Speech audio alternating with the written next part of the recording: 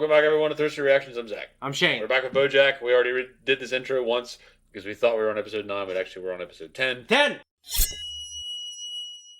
Cliff notes on what happened last time. I can't exactly remember. We've been doing a lot of shows recently. I know, it's just it's all jumble in there. I don't know. Yeah. I'm trying to think of the horse. Oh, he fired Princess Carolyn. Oh, yeah. They had that emotional talk at the restaurant. Yeah, the fight. And It was really like a relationship coming to an end and an understanding, and then the person that still kind of trying to, I think, cling on maybe, and he's not having it. We both talked I think he's definitely wrong for like why he's firing her, considering all the shit she put up with, how terrible he's been, and the fact that his new agent, that chick, I don't think she's along for this show, but maybe not. I don't either.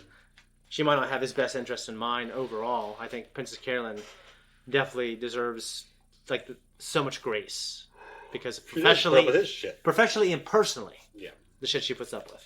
So that's where we're at. Let's jump in. But before we do, guys, just make sure you go to our Patreon. We have up to 2 weeks early access for select shows, including this, and we also have our full length available. Also, make sure you go to our Twitter, Instagram, whatnot, and like and subscribe. We're gonna jump in now.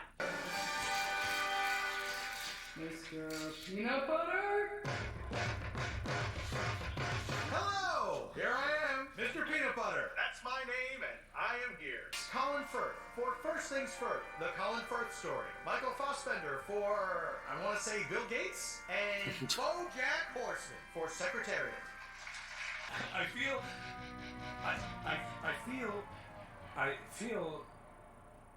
the same. Thought he was nominated before. The roads were icy and I swerved into the lake. I came to, and then I noticed when I opened my mouth, the air bubbles floated up, and that's how I knew which way to swim. The special people were saying, you were right, BoJack. You were right. I was right. I am one of the special people. Yes. What are we doing just sitting here? Storks. Look like one of the guys of Warriors of Virtue. BoJack,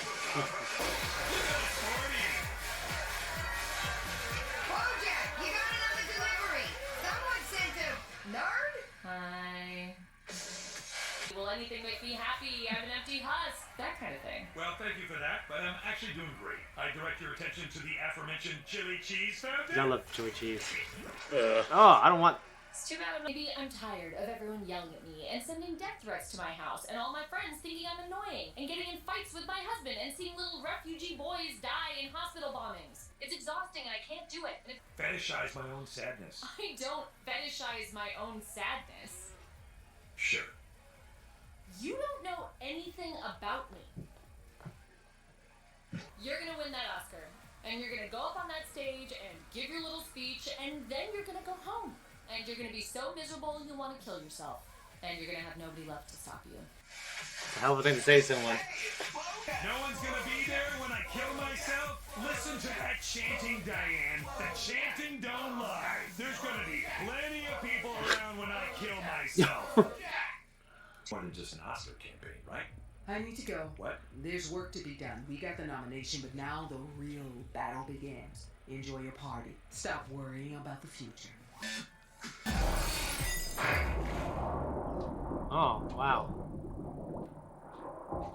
Did your peanut butter pull him out? With her good eye. Her other eye was looking to the stars. BoJack, I need to talk to you. Yeah? What's going on, buddy? Well, I've got good news. And I've got bad news. For women and men. Oh! Now it's more of a safe-ish space for women and a really safe space for men to look at women. I hear you. Wasn't love. There's no way to sugarcoat it, even if I were generally good at sugarcoating things, which I am not.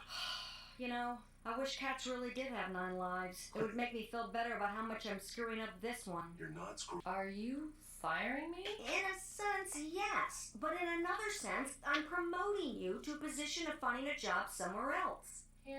What's your producer? Shit, It's a Von career Trapp. opportunity that is good. This isn't a great time, Chef. Could you call back? Absolutely not. The Oscar I can't believe it. I mean, what is this? Barry Gibb would be like, I'm You'll walk in there and fall down to the floor like it. Oh, I forgot about that. With this thing. I'm too Oh, Jesus. Hey, well, let me know, because if you don't want to do it, we'll probably just post a list of nominees online or something. It's really not that big of a deal. Hey, sorry about that. I'm not going to let my phone leave my sight. Of course. And now, I've got something new to live for. My little brother telling the whole world who got an Oscar Nomination. It's go time. Are you ready, brother Placeholder? Of course, but I have to. What the fuck is this? Oh no, my phone! Oh no, I kicked it right through that doorway into the hallway. Now other people are kicking it and it's sliding across the floor. Okay, this is getting absurd. Let's get that phone! It's like Indiana Jones with the cure.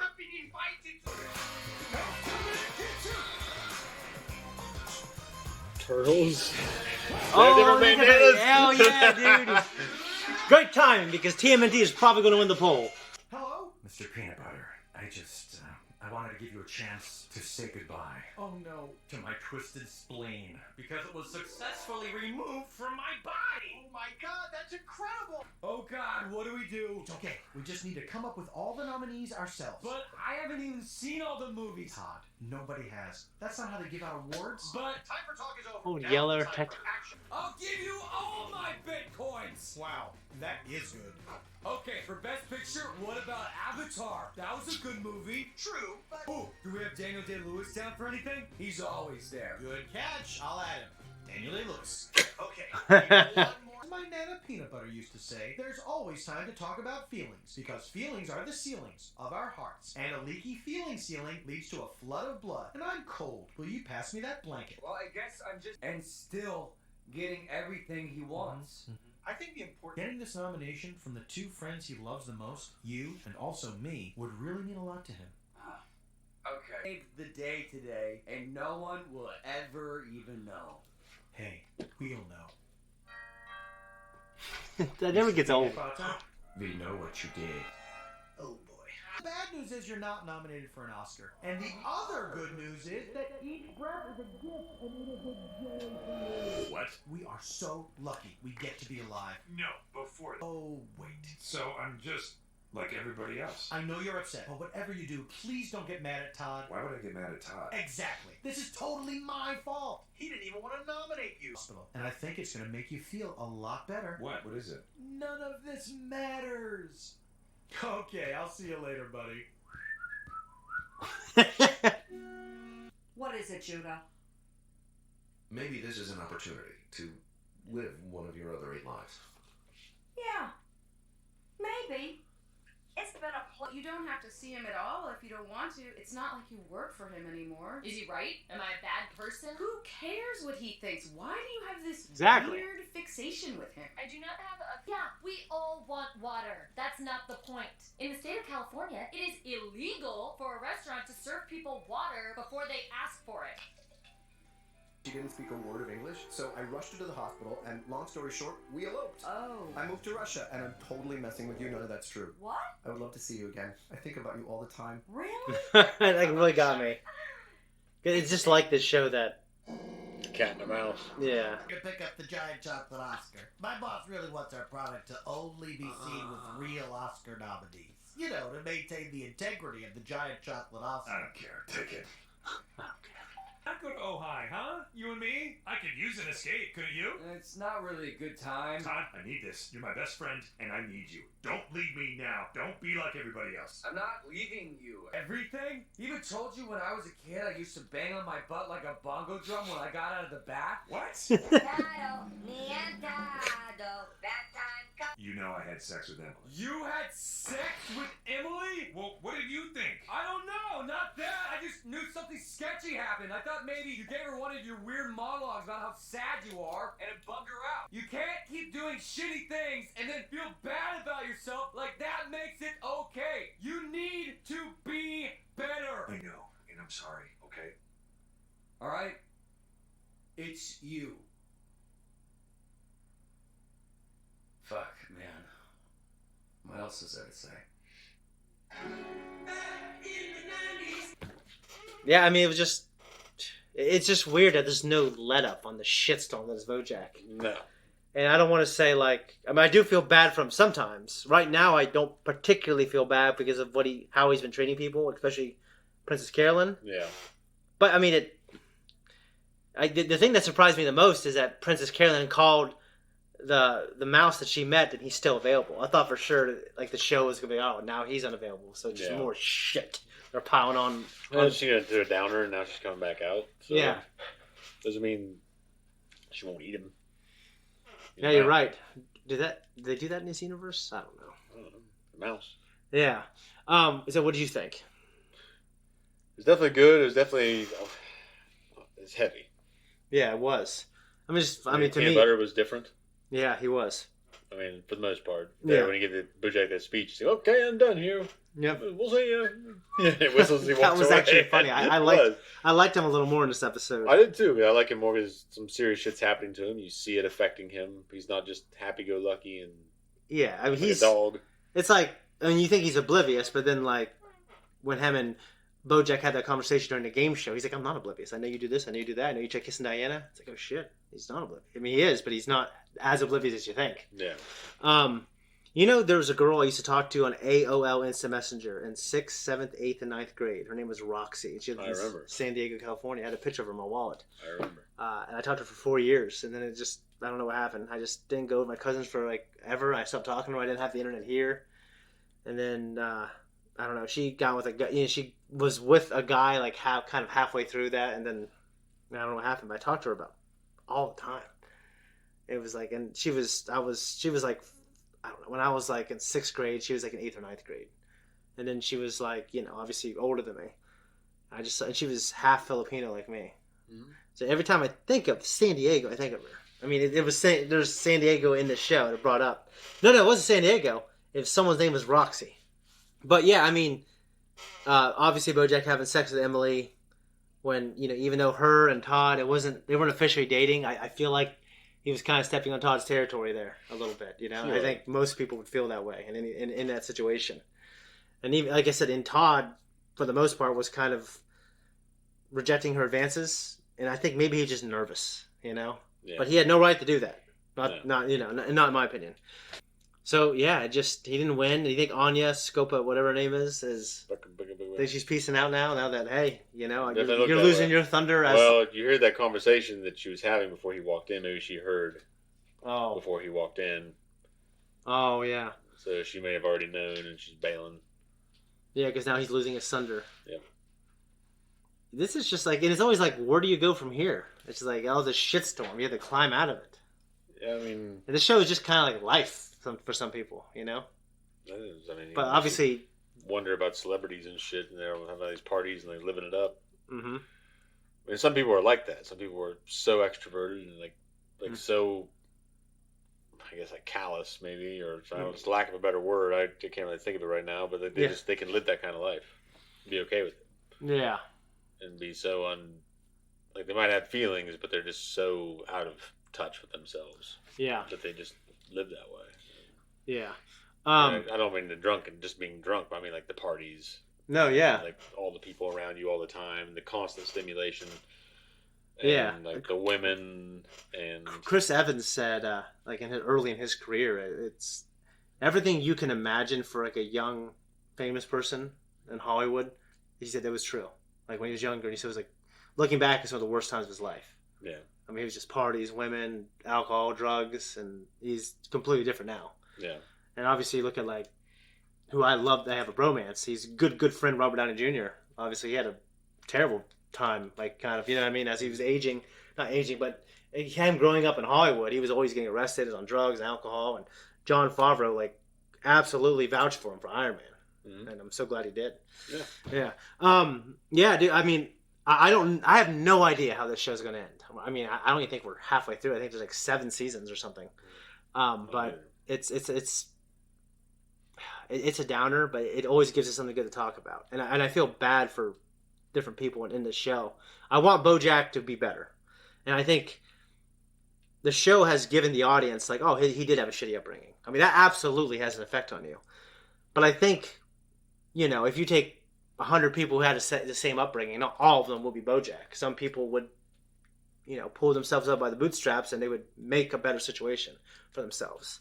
I think Todd was kind of like, I don't know, speaking to me, the audience member, saying, all right, hey, we can't keep forgiving BoJack. He's shitty. Yeah. He needs to be better. Like, we all had problems. We all have issues with our parents, but he needs to be better. Him here right now. Yeah. So I don't know. I mean, that. Like, fuck, man. What else is there to say? Yeah. That's it. And that's what I feel right now. I don't have much else to say. I mean, I think Todd's right. It's weird to hear Todd. I mean, the voice of reason. Yeah.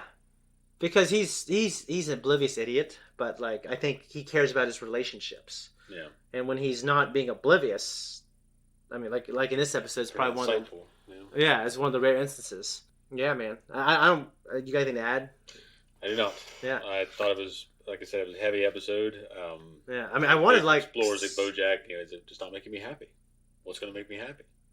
And yeah, but like fetishizing your sadness, like yeah, that's a thing. When for sure. Like when I was younger, I used to write in this notebook all the time, songs and poetry and all kinds of sappy, depressing shit. And I definitely fetishize my sadness for sure. Oh yeah, I've been there. And a lot of people probably have. Well, I mean, I think like when you're creating something, it's like when you're feeling that intensity. Like I mean, it could be an intense sadness in my case. Like I always feel like really ripe for a creative thought. Well, no, because it should transfer into what you do creatively. I mean, that's why a lot of music from people that are in really shitty situations ends up turning out good. Why artwork from people that are dealing with a lot of shitty things. Like Picasso. I know you're not like a Picasso lover, but like he has pieces that people love. I was thinking more like Metallica and these bands that had a lot of their major hits earlier on in their career. Yeah. Like, maybe early stages of their career because they were full of that piss and vinegar and the fire and the bullshit and all of that was happening. As they got older, they got over it. Yeah. So but you still have to create something. But you're still being creative. Now, they are still good. Yeah. But they're not what they were in the 80s. Yeah. But they're different. They're older. And I understand that. I think their music should change with them as they get older. You can file whatever grievances you have with them in spite of that. But, I mean, some bands carried on and have always sounded the same. Megadeth. Yeah. I mean, he's gone through some transitions, but it sounds, you can always usually tell it's Megadeth. And Slayer was the same way. AC/DC was like that. Of course, Bon Scott died. They went through some transitions. It was different a little bit, but usually they sounded the same. Motorhead always sounded the fucking same. Yeah. So it just, there are exceptions. But some bands, the people actually grow and mature, and they have to adapt. Yeah. So... well, there's these guys, the Avett Brothers. I mean, they're real young, and my buddy Gus introduced me to them, and their second album is my favorite, Emotionalism. And the third album, I remember thinking it sounded the same, but it didn't speak to me as much. And I remember people saying like, it's not the same. And I remember someone said, I think one of the band members like, yeah, I'm not depressed anymore. I'm happy. You should be happy for me. But then their fourth album, and they've had a fifth album since then. Like they have some really good songs on there too. Mm-hmm. So maybe they found another way to be creative, or maybe they got depressed again. I don't know. The music changes, so people that are fans of their music to begin with. I mean, Metallica is not the strongest example because their music wasn't depressing, but it was definitely, there was anger, and I'm sure there was definitely some sadness in quite a few of their songs. But a lot of anger, a lot of angst, a lot of energy. Yeah. As they get older and matured. I mean, this may not be the perfect example, but there are other bands out there, I'm sure, where people were like that. Well, sometimes music changes, and sometimes I also change too, where I'm like, oh, you know what? Like at this time in my life, like this is speaking to me more now than if it would have came out when I was in 8th grade. I don't think it'd speak to me like it is now. No, I get that. Yeah. I was a raging alcoholic. I listened to a lot of Hank 3 and a lot of shit that was angry and drug and alcohol. Yeah. Fucking, there's a lot of reference shit there, and it's like, it just hasn't seen appeal anymore. Yeah, no, I get it. Well, I don't got anything else to add. I mean, this was a good one. It's heavy, as Zack said. Yeah, that's it. I don't got anything else. If you guys want to watch a full-length version of this, just go to our Patreon, and you can also see up to 2 weeks early access there. So go there now, and we're out of here. Guys, thank you so much for supporting us. We appreciate you. Just like and subscribe. Comment down below. Get some conversation going. Does music speak to you different times in your life? If you want to talk about that, and if you want to support us, like I said, go to our Patreon. Click that thanks button down below. We appreciate you. We're out of here.